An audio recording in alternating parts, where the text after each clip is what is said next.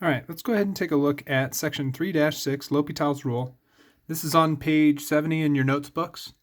If you are not, or if you don't have that at home with you, please go ahead and take a look at the copy that I've provided in the Google Calendar. To go ahead and get started, we're going to skip the goal problem for today. Let's just jump into number 1 and recall how to evaluate a limit. Remember, a limit is an intended height of a function. So the easiest way to see the intended height of a function is to plug in the value that we are trying to find the limit of. So for the 1 in number 1, I'm going to take 1 and plug it into the function, where I'll get 1 squared minus 3 times 1 plus 2 in the numerator, all over 1 squared plus 5 times 1 minus 6 in the denominator. Simplifying, I think the numerator becomes 1 minus 3 plus 2, which is 0. And the denominator is 1 plus 5 minus 6, which is also 0.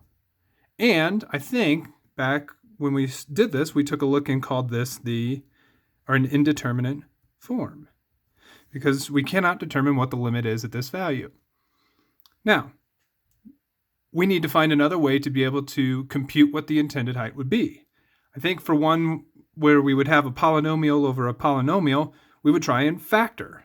So let's go ahead and factor our function. So we're going to write limit as x approaches 1 of, I think the numerator x squared minus 3x plus 2 will factor to x minus 2 and x minus 1. The denominator will factor as well to be x plus 6, I think, times x minus 1. And this was helpful because now we can see that there's a factor of x minus 1 in the numerator and denominator. It would simplify out.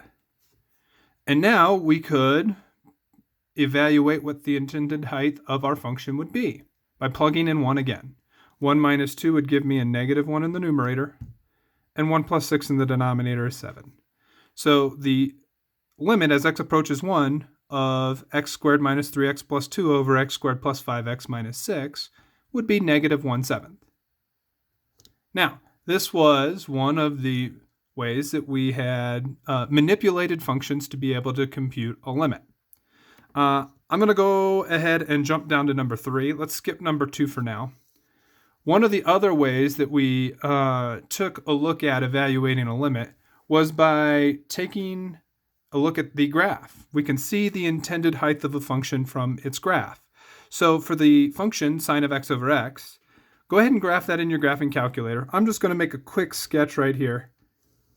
Very crude. Hopefully it turns out okay. Looks something like that. And I think if you were to go into your table function, I think we would see that there would be a hole at x equals 0 because 0 would make our denominator 0. So we would have to be able to take a look at the graph to be able to see what the intended height from the left at 0 and from the right at 0 to be able to find what the intended height of our function would be. Now, if we were to use our table function, I think we could see that this intended height from the left and the right at 0, we were trying to come to a height of 1. So we could say the limit as x approaches 0 of sine of x over x equals 1. Now, we're asked a question here, number 3, that says, why can't you evaluate the limit algebraically? Well, I think if I look at sine of x over x, we aren't able to factor. We're not able to multiply by a conjugate. We're not able to algebraically manipulate sine of x over x so that we can rewrite this in another manner to be able to see algebraically that the intended height is going to be 1. So we want to be able to come up with another way for functions like this that might be able to help us. And in fact, we could use something called L'Hopital's rule. Now, L'Hopital's rule is only used for functions that are indeterminate. And for our purposes, we're going to look at the very specific cases of 0 over 0, or some sort of a positive or negative infinity over positive or negative infinity. Now, L'Hopital's rule is fairly straightforward, okay?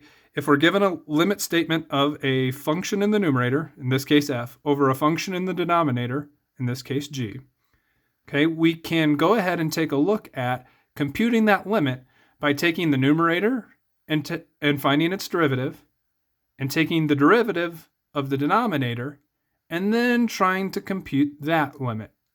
And whatever the limit of the derivatives would be is the limit that the original functions would be as well. So let's go back to problem number 1 and go ahead and use L'Hopital's rule. Now, back in number 1, we showed that it was an indeterminate form, 0 over 0, which is one of the qualifications or one of the indeterminate forms that we're okay with using L'Hopital's rule for. So instead of factoring and doing that whole spiel, now let's go ahead and actually take a look at using L'Hopital's rule. So I'm still going to take a limit as x approaches 1. Now, I'm going to take the function from the numerator and compute its derivative to help me be able to do it. So the derivative of x squared minus 3x plus 2 is 2x minus 3 over the derivative of the denominator, in this case 2x plus 5. And by rewriting this, now I think that we can plug in the x value of 1 to be able to see what our limit will be. I think we'll end up with 2 times 1 minus 3 in the numerator, which I think is negative 1. And 2 times 1 plus 5 in the denominator, which is positive 7, which is the exact same that we ended up with when we factored. All right, let's do another example. Let's jump back down to number 5. Asks us to use L'Hopital's rule to evaluate the limit as x approaches 2 of x cubed minus 8 over x to the 4th plus 2x minus 20. Now, even though it tells us that we need to use L'Hopital's rule, we do need to show that we have an indeterminate form of 0 over 0 or plus or minus infinity over plus or minus infinity. So to be able to show that, we need to substitute that x equals 2 value into our function. So we will go ahead and do that. 2 to the 3rd minus 8 in the numerator. 2 to the 4th plus 2 times 2 minus 20 in the denominator. I think our numerator, 8 minus 8, is indeed 0, over 2 to the 4th, I think is 16, plus 4, which is 20, minus 20, which is 0. So we indeed have an indeterminate form, therefore being able to use L'Hopital's rule. So let's go ahead and rewrite our limit. Limit as x approaches 2 of derivative of the numerator, 3x squared, over derivative of the denominator, 4x to the 3rd plus 2. And now, in our rewritten form, we can evaluate the limit as x approaches 2 by plugging in 2 to try and find the intended height. I think we'll be able to get 3 times 2 squared, 4 times 2 cubed, plus 2. Now, if this is an AP exam and you want to leave your unsimplified answer that way, you're more than welcome to. I'm going to check and make sure that we don't end up with 0 over 0 or some sort of indeterminate form here. I want to make sure that this is a value that actually works. I think my numerator I can simplify to be, 4 times 3, which is 12, over 2 cubed is 8, times 4 is 32, plus 2 is 34. And just for funsies, let's go ahead and simplify. I think we can call that, 6/17. Okay. Now, our I want to take a step back and take a look at why L'Hopital's rule is going to be helpful to us. Okay, if we were to treat this problem like we did number 1 up above, okay, and we were to plug in and get our indeterminate form, I think the strategy that we would have come up with before today is not using L'Hopital's rule, but we would have to then try and factor these two polynomials in the numerator and the denominator. Now, x cubed minus a, I think there's a difference of cubes formula that you can use. It's fairly complex, but I'm not sure that I would want to try and factor x to the third minus 8. Likewise, the denominator, x to the fourth plus 2x minus 20, is a fourth degree polynomial that might be harder to factor. Okay, it probably involves some sort of polynomial division that you learned back in pre-calculus. Okay, so I think that without L'Hopital's rule and without being able to apply it because we have the indeterminate form, I think that this problem would be a really hard problem to factor and therefore be a very hard problem to solve. All right. Let's go ahead and flip over to page 71 really quick. Let's do one more example. I'll work letter A here for you. Letter B, C, D, E, and F will be your online work for tomorrow. I like letter A, or I want to go over letter A with you because it gives us a limit at infinity.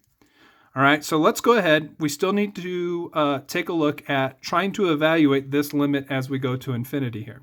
So if I'm thinking about a limit at infinity of x over e to the x, as the input goes to infinity, our graph of the line y equals x will also go to positive infinity. And we could think about that as going to positive infinity like that. E to the x is an exponential function, and as our inputs, or x gets larger, we're going to take e to that power, which is also exponentially large, so that's also going to go to infinity as well. This, infinity over infinity, is one of the forms that are one of the indeterminate forms that we can use L'Hopital's rule to help us out on. So let's go ahead and apply L'Hopital's rule. We're going to still have a limit as x goes to infinity. But now we want to take the limit as x goes to infinity of the derivative of the numerator over the derivative of the denominator. Derivative of the numerator is just 1. And derivative of e to the x is its own derivative, so just e to the x. Now, our denominator, e to the x, is still going to go to infinity, but now our numerator is just 1. So we have 1 divided by an infinitely large number. And 1 divided by an infinitely large number, 1 over 1 billion, 1 over 1 trillion, whatever, is really, really, really, really close to, or trying to achieve a height of 0. So we could say that the limit as x approaches infinity of x over e to the x is 0. Now, I think we could have used, we could have deduced that because x grows much slower than e to the x as x goes to infinity, I think we could have thought about that going to 0. But L'Hopital's rule gives us a way to be able to check to make sure that this indeed is going to come to 0 and not go to something like infinity. All right, so that's good for today. Tomorrow, Tuesday, should be the day that you are going to work on B, C, D, E, and F. Please reach out if you have any questions on any of the examples or any of the problems that we talked about today, or if you run into any problems on those 5 problems for tomorrow. All right.